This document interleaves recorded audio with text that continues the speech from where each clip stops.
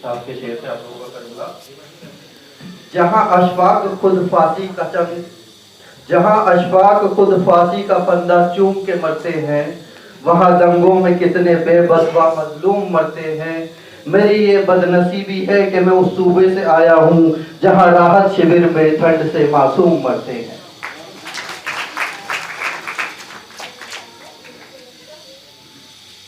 मुसलमानों के बहुत सारे मसाइल हैं, बहुत सारी परेशानियां, बहुत सारी ज़रूरतें, तालीम के लिए, सेहत के लिए, आरक्षण के लिए। जैसा आता है अभी एक भाई हमारे बोल रहे थे SC/ST में भी मुसलमानों को रिजर्वेशन दे दिया जाए वगैरह वगैरह। लेकिन इन सारी चीज़ों की ज़रूरत आपको जब पड़ेगी जब आप बचेंगे। अगर आपकी जान नहीं है तो आपको आरक्षण की ज़रूरत नहीं है, आपको तालीम की ज़रूरत नहीं है। तो मुसलमानों का जो सबसे अहम मुद्दा है वो हमारी जान की हिफाजत है। हमारी जान की हिफाजत, उसके बारे में भी थोड़ा सा और बहुत मुख्तसर तफसील से बताऊंगा। 2002 के अंदर गुजरात में बुरी तरीके से मुसलमानों को मारा जाता है और एक सरकार की जिम्मेदारी होती है वहां जो कुछ भी होता है उसकी। हम पूरी तरीके से नरेंद्र मोदी को जिम्मेदार मानते हैं उसके लिए। उसके बाद अभी पिछले 1-8 बरस पहले आसाम के अंदर फसाद होते हैं। आसाम के अंदर कांग्रेस की सरकार होती है और अभी फिलहाल इन्हीं चंद महीनों में मुजफ्फरनगर के अंदर फसाद होते हैं जहां समाजवादी पार्टी की सरकार होती है। तो एक आदमी, एक लीडर हमारे लिए अछूत बन जाता है जो गुजरात का था, लेकिन बाकी जो दंगे किए उसकी जिम्मेदारी भी उन्हीं सरकारों की बनती है जो वहां हुक्मरान थे, चाहे उसमें कांग्रेस हो चाहे समाजवादी पार्टी हो। मुसलमानों को ये दोहरा रवैया खत्म करना पड़ेगा। जुल्म जो करे वो जालिम है, उसमें यह नहीं कि वो कांग्रेस का है तो वो जालिम नहीं है, उसने जुल्म किया तो वो पूरा जालिम है। एक कानून बना दिया जाता है संसद के अंदर बैठकर कि अगर मुस्लिम धोबी जाति का है तो उसको आरक्षण नहीं मिलेगा, हिंदू है तो उसको मिल जाएगा।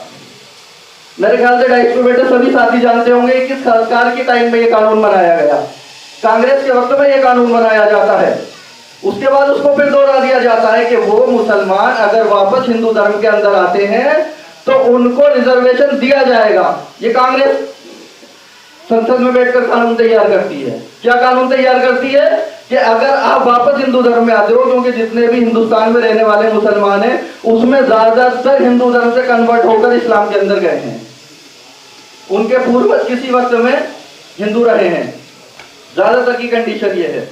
अब ये जो एक मुनज़्ज़म साजिश के तहत दंगे देश में चल रहे हैं, इसका क्या सॉल्यूशन है, क्या हो सकता है, दंगे क्यों हो रहे हैं? ये गौर फिक्र की एक बात है कि दंगे हो रहे हैं, इतने बड़े पैमाने पर हो रहे हैं, सरकार है, प्रशासन है, पुलिस है, फौज है, सब कुछ है, फिर भी हम नाकाम। क्यों नाकाम? हम नाकाम इसलिए रहे क्योंकि हम ये देखना भूल गए, ये सोचना भूल गए कि ये दंगे हो क्यों रहे हैं, किस साजिश के तहत हो रहे हैं, कौन लोग इसको करा रहे हैं। दंगे कोई 2 दिन में नहीं होते। मुजफ्फरनगर में पता चला 50,000 लोग कैंपों में पड़े हुए हैं। 50,000 लोगों को खत्म करना, घर से भगा देना इतना आसान काम नहीं है। बहुत ही मुनज़्ज़म साजिश के तहत ये काम होता है। प्रशासन की खुली छूट के साथ ये काम होता है। ये काम हिंदुस्तान में नफरत फैलाने वाली फासिस्ट ताकतें करती हैं, जिनका मकसद हिंदुस्तान को धर्म के नाम पर बांटकर 2 टुकड़े करना। और वो लोग खुद को राष्ट्रवादी भी बताते हैं। सबसे बड़ी बात ये, वो लोग खुद को राष्ट्रवादी कहते हैं और देश को टुकड़े करने के लिए काम करते हैं। और एक बात और साफ करना चाहूंगा, जितने भी दंगे होते हैं वो राजनीतिक साजिश नहीं है। राजनीतिक लोग उन दंगों का फायदा उठा लेते हैं, लेकिन दंगे वो कराते नहीं है। दंगे कराने वाली फासिस्ट ताकतें हैं जो उन राजनीतिक पार्टियों को चलाती भी हैं, चाहे वो कोई भी पार्टी हो, समाजवादी पार्टी हो या कोई और पार्टी हो। जितनी भी सेकुलर दिखने वाली पार्टियां उन सब के अंदर उनके लोग हैं। ये फासिस्ट ताकतें हैं। खुलकर मैं नाम लेना नहीं चाहूंगा क्योंकि मेरे ख्याल से सभी लोग जानते होंगे फासिस्ट ताकत है वो कौन है। संघ परिवार ही वो फासिस्ट ताकत है जिन्होंने 1925 में संघ परिवार बनाई और एजेंडा साफ किया अपना कि 100 साल के अंदर देश को हिंदू राष्ट्र बनाएंगे। अब हिंदू राष्ट्र कैसे बनाओगे जब तक देश के अंदर मुसलमान है? या तो उनको मार दोगे या उन्हें 2 दर्जे का नागरिक बना के रखोगे, उनका वोटिंग अधिकार खत्म कर लोगे। ये सारी चीजें उस पर काम करते हैं। तो ये जो प्लानिंग, मुनज़्ज़म प्लानिंग हो रही है, इस मुनज़्ज़म प्लानिंग के खिलाफ मुसलमानों को मुनज़्ज़म तरीके से जवाब देना पड़ेगा। अब दंगे का जवाब ये नहीं है कोई दंगा कर रहा है तो हम भी जाके दंगा करें, ये जवाब नहीं है इसका।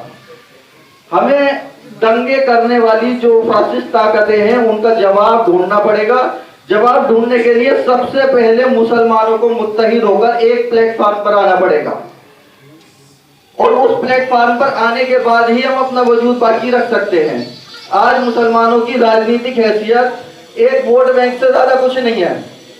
इससे ज्यादा कभी मुसलमान को कोई पार्टी नहीं समझती, ना कोई पार्टी मुसलमानों के लिए कुछ खास करती है। चंद लुभावने बातें कर देती है जो जिसकी कोई जरूरत मुसलमानों को मेरे ख्याल से नहीं लगता होगी, क्योंकि जान नहीं है तो फिर वादों का क्या करेंगे, स्कूल का क्या करेंगे, आरक्षण का क्या करेंगे, अच्छे हॉस्पिटलों का क्या करेंगे, बढ़िया स्कूलों का क्या करेंगे। तो उस सब के लिए जरूरी है मुसलमानों के मुनज़्ज़म प्लानिंग, एक प्लेटफॉर्म चाहिए। और वो प्लेटफॉर्म कैसा होगा? वो प्लेटफॉर्म ऐसा होना चाहिए जहां जातियों के लिए जगह ना हो। बरादरीवाद इस्लामिक सिस्टम नहीं है, बरादरीवाद हिंदू धर्म से आकर मुसलमान धर्म के अंदर आया हुआ सिस्टम है। ये मुसलमानों में बरादरीवाद नहीं होता है। ये बरादरीवाद खत्म होना चाहिए मुसलमानों से। और फिरकेबाजी, कुरान के अंदर अल्लाह ने कई जगह साफ फरमाया है, जो लोग फिरकों में बंटते हैं वो हम में से नहीं है, वो रसूल के बंदों में से, उम्मत में से नहीं है। इसलिए मुसलमानों को फिरकों के जाल से निकलना पड़ेगा। और क्षेत्रवाद एक तीसरी बड़ी समस्या, इस क्षेत्रवाद से मुसलमानों को निकलना पड़ेगा। इन तीन परेशानियों से मुसलमान निकलकर मुनज़्ज़म होकर अगर एक प्लेटफॉर्म पर आएंगे तो जो वो मांग करेंगे वो होगा। कोई भी पार्टी रहे, जो भी उनकी रिक्वायरमेंट होगी वही रिक्वायरमेंट उन्हें पूरी करनी पड़ेगी। और हिफाजत के लिए तो खुद ही हिफाजत करनी पड़ेगी। हम लोगों को खुद तैयार होकर हर जगह जाना पड़ेगा। प्रशासन में हम लोगों को जाना पड़ेगा। जब हम लोग प्रशासन में जाएंगे, पुलिस अधिकारी बनकर हम आएंगे, कांस्टेबल बनकर हम आएंगे, एसीपी बनकर हम आएंगे, कमिश्नर बनकर हम आएंगे, तो जो ये फसाद होते हैं इन फसाद को ऑटोमेटिकली हम रोक सकते हैं यहाँ पर। दूसरी चीज ये है कि हम लोगों को मजबूती के साथ राजनीति में हिस्सेदारी लेनी पड़ेगी। मुसलमानों को ज्यादा से ज्यादा लीडरों की जरूरत है, डीलरों से काम नहीं चलने वाला है। तो मैं इसी के साथ अपनी बात खत्म करूंगा। अच्छा, वक्त का ख्याल रखें।